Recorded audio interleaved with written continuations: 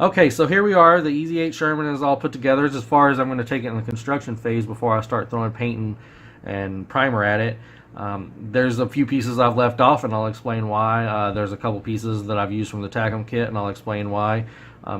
Before we get into that, there really wasn't anything much else to cover with construction. The kit goes together wonderfully. It's about as perfect as you could hope for a Sherman kit, I imagine.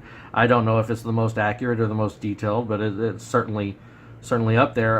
The only other, I've built two other Shermans in my life, the Dragon Easy 8, which is a pain in the ass because the bogies are overly complicated with springs and shit. And then I built one of the earlier M4s from Tamiya way back. I don't remember which variant exactly, but it's the one with the whitewash on the box. Not the earliest one, but that one. And it's been so long I couldn't tell you anything about it. I don't remember. So what we did here is I left the bogies off. You can see they're nicely detailed, like we talked about. They attach very authoritatively here in this little channel. I figure it'll be easy enough to just put a little masking down in there. That way I can paint and get pigments in around this area a lot easier. And these I can come in and snap back in and glue down toward the end when I'm ready. Also, there's another reason for that. The road wheels have to go on the bogies, obviously. And as you know, Shermans have rubber outer tires.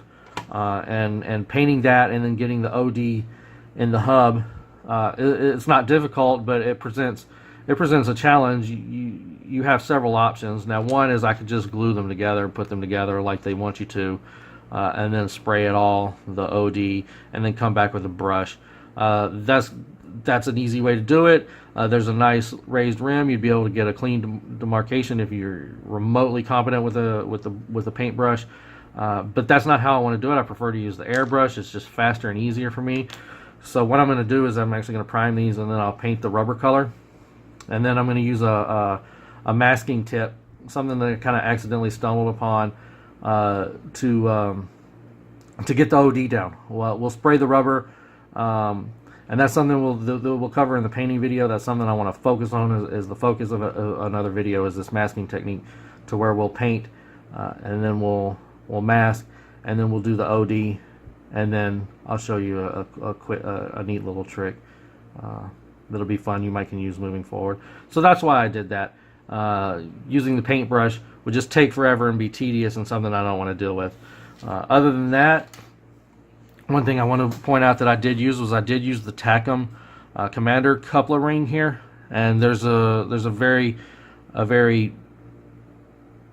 precise reason for that, a reason I did it that way, and that's because this is the Tamiya piece, and as you can see, it's molded in opaque plastic, and you get these neat little inserts that you glue in. Now, there's not a real big problem with that.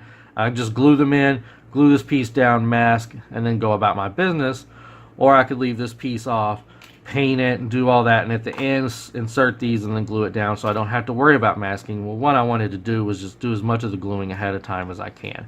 So I got the Tasca piece, checked it out, glued it down, masked it, did a little bit of painting there with some clear green mixed with clear smoke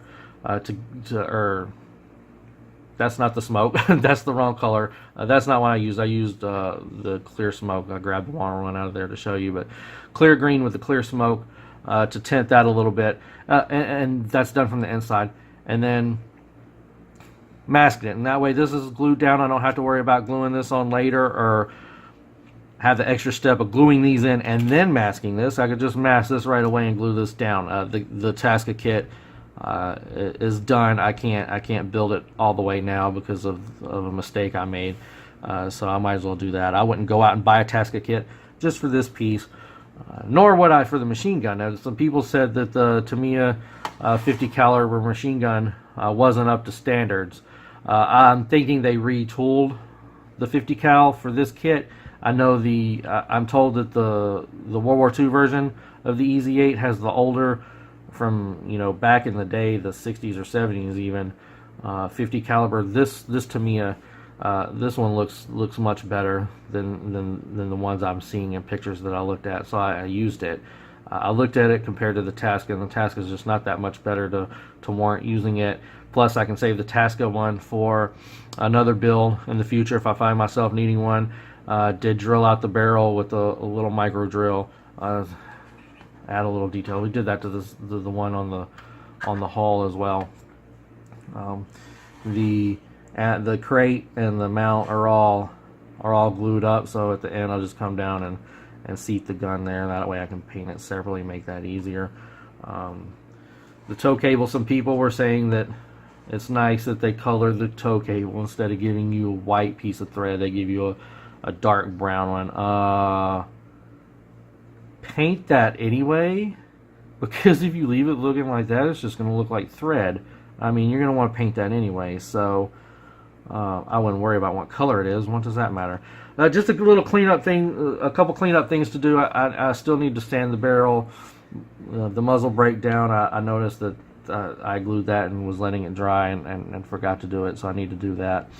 I did also use, one other thing I used from the Tasca kit was the fuel drums. They actually give you fuel and water jerry cans. So I used those, and the biggest reason was because the Tamiya ones were two pieces split right down here, and that creates a seam that I have to wait for the glue to dry and come back and clean up. The Tasca ones are one piece and then have the top piece that goes on, and then the little cap. One other thing is I am going to use the commander figure. I wanted to use the loader figure also, but the base is really shallow in here, and the loader is only half a guy. I've tossed him away now. I should have left him out, but the base form is less than a ½ inch in there, and with the aperture of the hatch with him in there, you can see it, and you can clearly see he's only half a guy. There's some ways around that. I could attach some other legs to him or something, but I'm just not going to waste time with it. That way I only have to worry about painting one figure up to any quality, and we'll move forward. Maybe in a later build we'll add more and more figures as I get more confident with them. But that's it. Next we're going to be throwing some primer. The next video will probably be a combination of primer and starting the paint and talking about the masking thing I mentioned, and looking at what we're going to do and the reasons behind the primer colors and all that. But so far the build's been fun. I'm glad to get the construction done. I'm just going to focus on cleaning up, and I'll scrub it down with some alcohol and make sure it's all clean. I got some dusty fingerprints on it in places and smudges and stuff. That's why it's always nice to clean before you start priming. Just rub it down with a little bit of alcohol and it'll be fine. And we'll go on from there. We'll get the painting started. There'll be another video in a couple days, I imagine, talking about what we're doing, and I hope you check it out. I hope you liked it. Sorry there wasn't more content in the build phase of this one, but there just wasn't really that much to talk about. The kit is really good. I can't praise it enough. Highly recommend it. So if you're interested in the Sherman at all in the Korean War era, I would suggest checking it out. It's worth having, but the real fun is going to start soon. So check back. We'll see you then.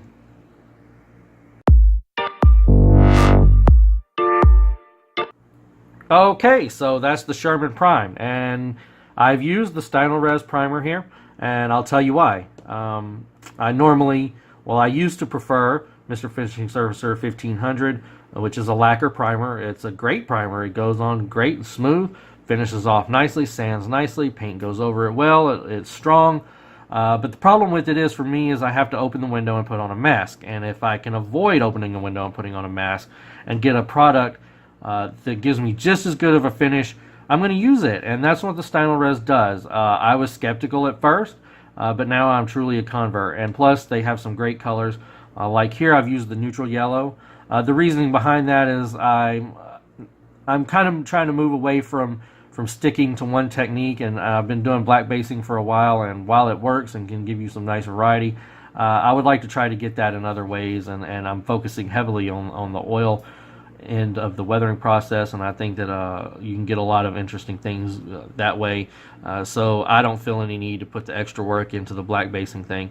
I went with the neutral yellow because obviously the tank's going to be olive drab, and I wanted kind of a lighter color to build up on, so I don't overpower the green and make it too dark. Now with the black primer, you can build up, and it's kind of a myth that it makes the paint darker. It does if you don't cover right, but I want to use less paint here. I'm thinking maybe if I have a color like the neutral yellow here, that I can get some variety kind of through a basing, but not focusing heavily on it. Anything that shows through might look a little faded. If not, we'll just put on more paint and we'll see. I just want to experiment and play around and see what I can come up with and try different things. So I wanted to use that base for this. Now the Stynylrez is an acrylic polyurethane. You don't need to thin it or anything. You do want an airbrush with kind of a big needle. I think the Badger 105 Patriot here is really an excellent airbrush to spray it. I have the blue needle. I'm not even sure which one that is. I'm thinking it's the 3.5. It's big. It's a wide spray pattern, and I find it's perfect for doing the primer. It works really well. You get good coverage. The primer does go on wet. But it self-levels wonderfully. You can speed it up with a hairdryer on low if you want to. I've done the whole tank here, and I've done the road wheels. They're off laying over there. We'll talk about those in a minute. But this is the primer I'm using now. I have probably a dozen colors of it. I've got yellows, greens, reds, even some blue, some dark brown. I bought some new bottles, huge bottles of black, so I'll be using black again in the future for sure. But I just wanted to try something different this time around. So that's the reason behind that. I have the green sitting here. I thought about using this for the base for the olive drab, but I decided to opt for the yellow. Now, with the road wheels here, I've gone ahead and painted them with the rubber color. For the rubber, I like to use Mr. Paint's Tyree rubber matte. I don't know what a Tyree is. I know what a tire is, but it looks like it's a good rubber color. I've sprayed it on all 1 million of the road wheels here. And what we're going to do next is I'm going to focus on the olive drab, and the masking technique that I wanted to talk to you about is we're going to use hairspray. I'm going to use good old Tresemme. This is the one Michael Rinaldi recommends, and I find it works really well. So I'm going to use that, and what I'm going to do is just spray over the rubber colors, and then I'm going to come back with the olive drab and color in. And anything that oversprays onto the rubber color here will just chip away like we're doing normal chipping. Now you're not going to put it on heavy, so it's going to be very faint. We're going to spray small, so it'll be very faint, so it'll come up very easily. Now, this is not something I invented or am particularly clever for coming up with. I kind of stumbled upon it on accident working on the Hetzer when I kind of did the same thing, except I was chipping on the Hetzer. I had already laid the rubber down, and I had done the inner color, chipping color, the red oxide color, and I put the hairspray over that and just kind of all over it. And then I came back with a circle template and was doing the road wheels, but the template was just a little too big, so I had a little bit of overspray. And I remembered, hey, I have hairspray on there, so I just started chipping away, and lo and behold, it worked. And then later that night, funnily enough, I got Tank Art 1 in the mail, and I started reading through it. And Rinaldi himself does it in the book. Now, I had never seen it done or heard it done, using hairspray as a masking, but there it was. He was doing it, and it makes things easier. So that's what I'm going to do here. I might even use it in some other places. I'm thinking that when I get ready to do the canvas boot here on the mantle, that I'll do kind of the same thing, because I can get in.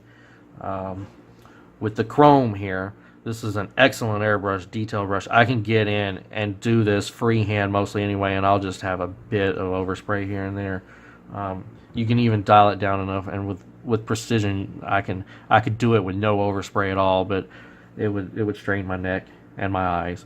So you can be less careful with that. Now, I'm not going to do any chipping on the olive drab. I'm going to try something a little different with that we'll be talking about. That's another technique Michael Rinaldi likes to use. What I'm going to do now is I'm going to set this aside, and I'm going to let it marinate for a while, and I'll come back to it in a day or two and look at it and try to see if I see any flaws or things that need to be cleaned up. I'm going to have to clean up the joint here on this that's a little loose. But I like to give it a day or two to let it sit. Once you put the primer on it, to come back with it with fresh eyes. Because right now I'm looking at it and I'm not going to see anything. I'm going to think, oh, it's beautiful. I'm ready to paint. Let's go do it. Let's get the painting done. And I think it pays to let it sit for a couple days and then come back and see how you look at it. And plus, I have a lot of other stuff going on. I'll be painting the road wheels in the meantime, and working on another project. Probably, I've got a couple that I need to get to further along in painting and weathering, so we'll be doing that. After we do the road wheels and the hairspray masking, I'll come back and demonstrate it on camera, and then we'll move on to painting, and I'll show you what I'm going to do with that. Thank you for joining. Look forward to the next one, and I'll see you then. Thank you.